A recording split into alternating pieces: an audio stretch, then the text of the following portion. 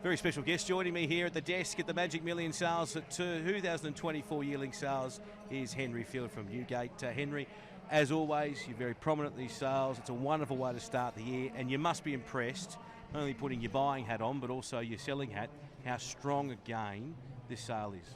Yeah, Dave, it's been a great market. Yeah. Kicked off very strong from the get-go yesterday. There was $1 million yearlings basically from the start of the sale. And what's been great for us is it's held up so well in the middle. You know, we knew the top would hold up, but the middle market's been sensational. And it just goes to show how healthy racing is in this country, that the investment and the participation, both internationally and nationally, with investment in the sport, it's a very healthy place and business to be in. Yeah. What about from a selling point of view, Henry? Obviously, you must be happy with how the draft is going at the moment.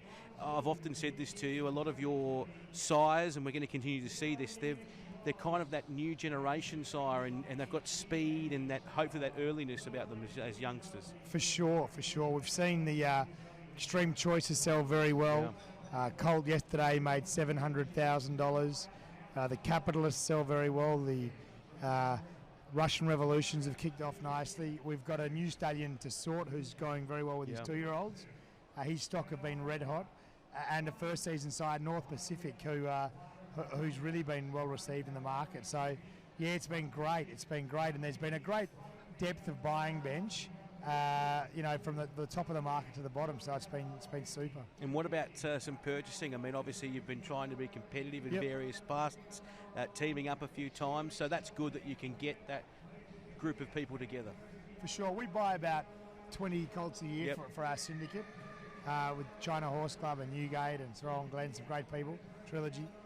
And we try and get future stallions out of that. So it's been a really successful business for us. Yep.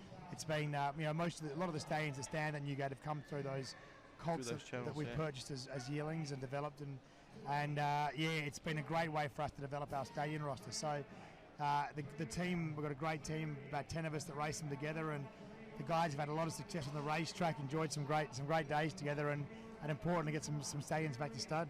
We've got a lot of people watching on Sky Racing at the moment, on Sky Racing 2, Sky Racing Active, and we're on the Tab app, and maybe some of those people are just your regular punters. They love their racing. They want to learn more about it. So when you're in a massive syndicate looking at buying these colts, much like the middle market and other buyers I've spoken to, how do you decipher the list and how do you put a ceiling on it? Because obviously it can get quite expensive at the top of the market when you've got these big syndicates competing against each other.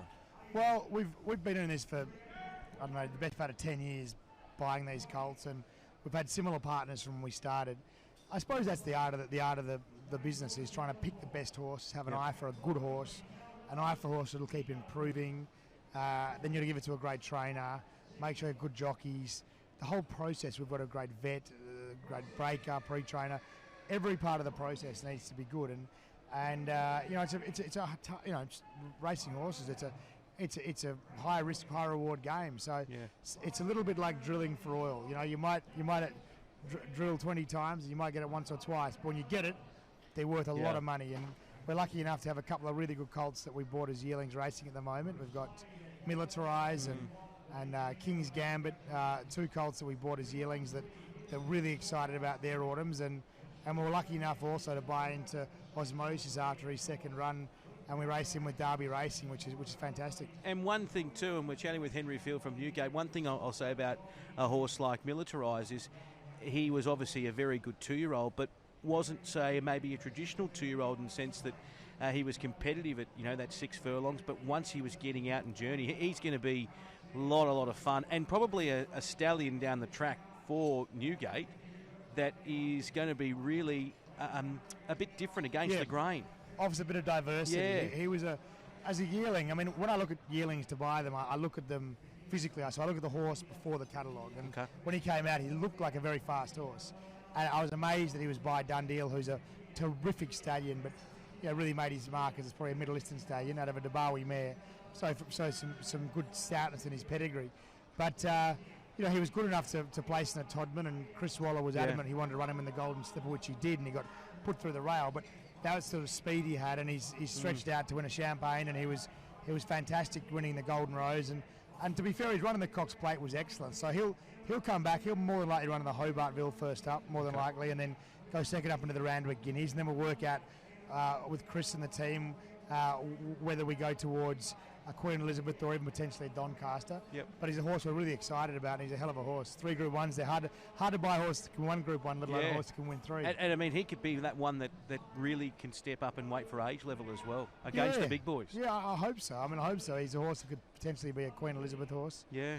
If not, yeah, I mean, he's a really, really good horse, and very sound, very clean-winded, very sharp horse that can extend over some distance. So, they're a rare horse, and he's a beauty.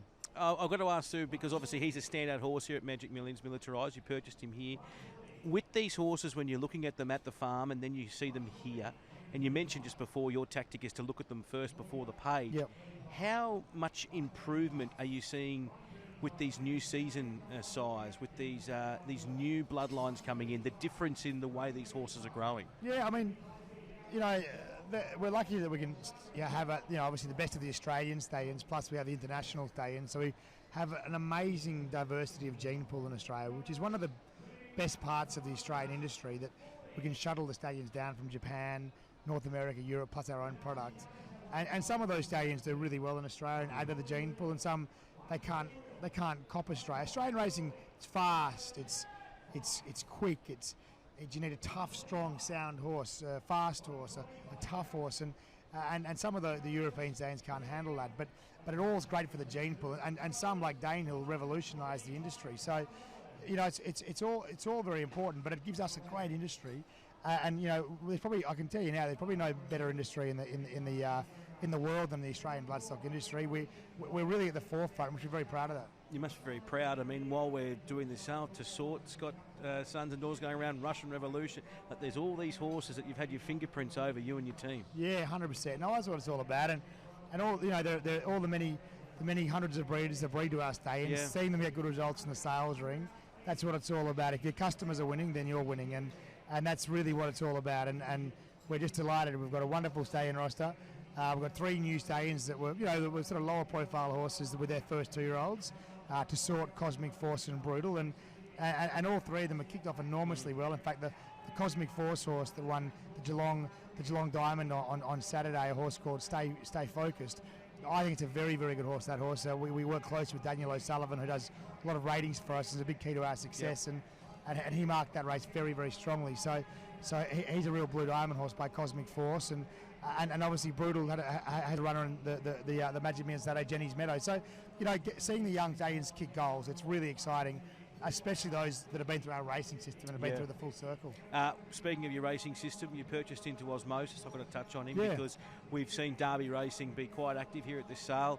He's got a good eye, Scott Derby, and he had a good eye picking Osmosis, and you wanted to get involved, and right time, right place. Yeah, Scott's a great judge and a terrific guy as well. Like, they've really stood the test of time, Derby Racing. They buy good horses every year, and he won a barrier trial very early, the first official trials, and Bjorn Baker made comments to me that day. He thought he was something very, very, very special.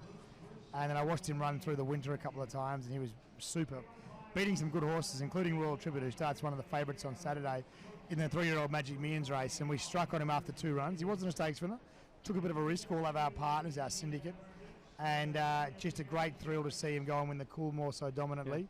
Amazing thing, actually, he's the 4th generation of that sire line to win the Coolmore.